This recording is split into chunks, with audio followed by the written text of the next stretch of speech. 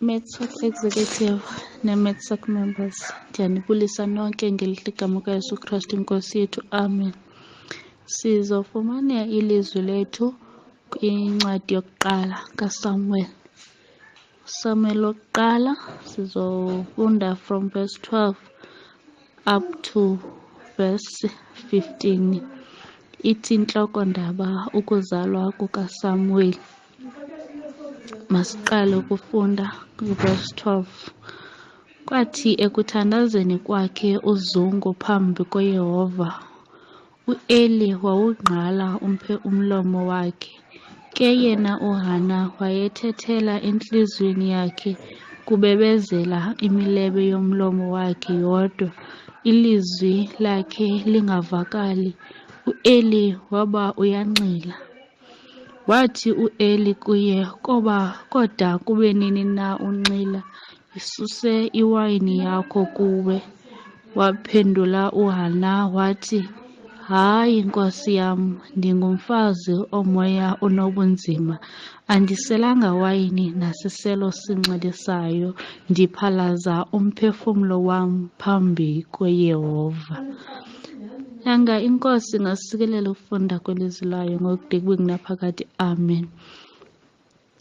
Ivesi esizawuthandazela phantsi kwayo, sizawuthatha uverse 15 apho ifundeka ngolu hlobo.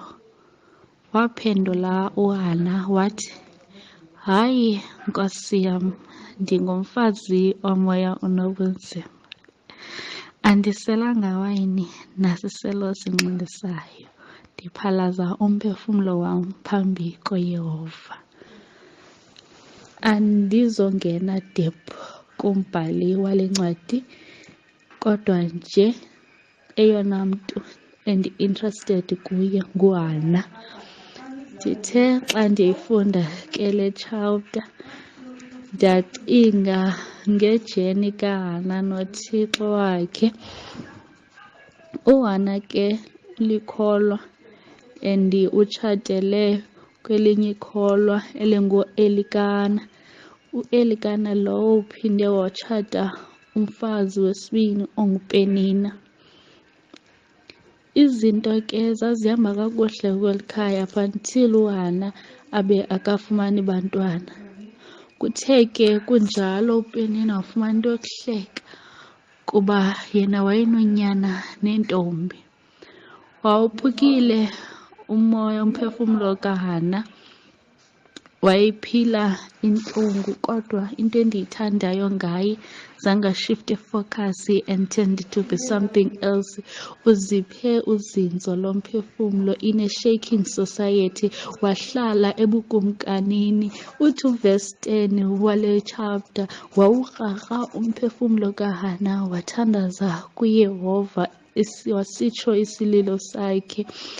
Kukho amaxesha apha ebomini ubuvu bunzima, kube nzima nokuthandaza, kungaphumi mazwi, uthethele entliziyweni, kodwa kuba sinoThixo ovayo, uThixo ongadingi uba sikhuphe amazwi, kuba yena uyabona ngaphakathi ezintliziyweni zethu. Yiva xa isithi Eli kuye, koba nini na unxila? Aphendule yena uHana ngelithi, ndiphalaza umphefumlo wam phambi koYehova.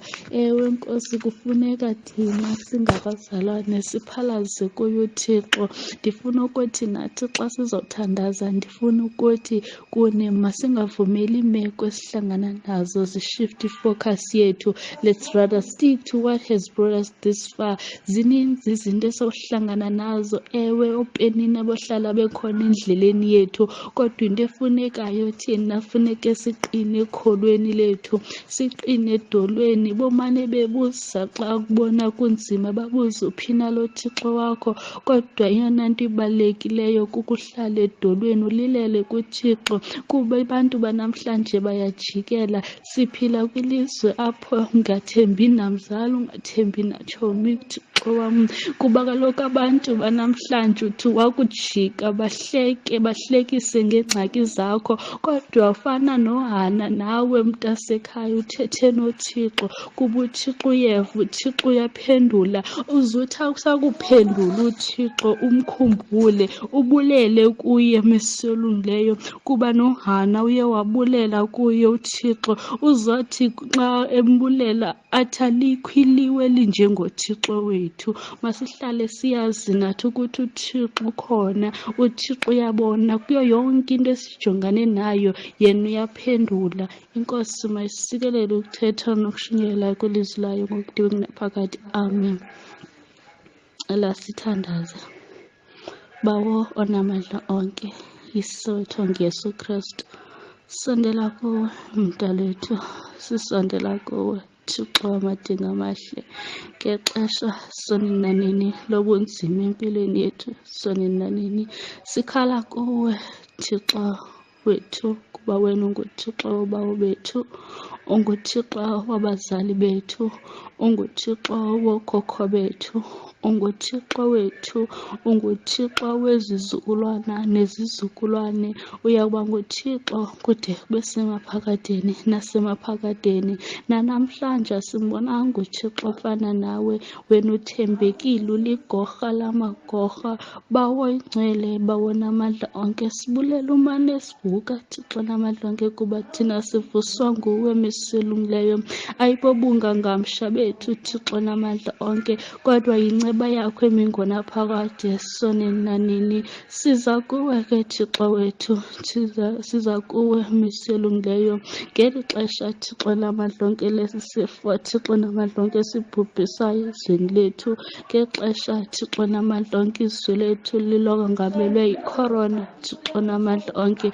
Zonke izinto Thixo namandla onke azisahambi kakuhle mesolungileyo, kodwa kuba thina sithembele kuwe Thixo namandla onke, sithembele kuwe mesolungileyo. Siyazi wena usoze wasishiya, ungasoze wasiyekele. Bonakala ke Thixo wethu, bonakala mesolungileyo, usenza Thixo namandla okulungileyo Thixo namandla onke.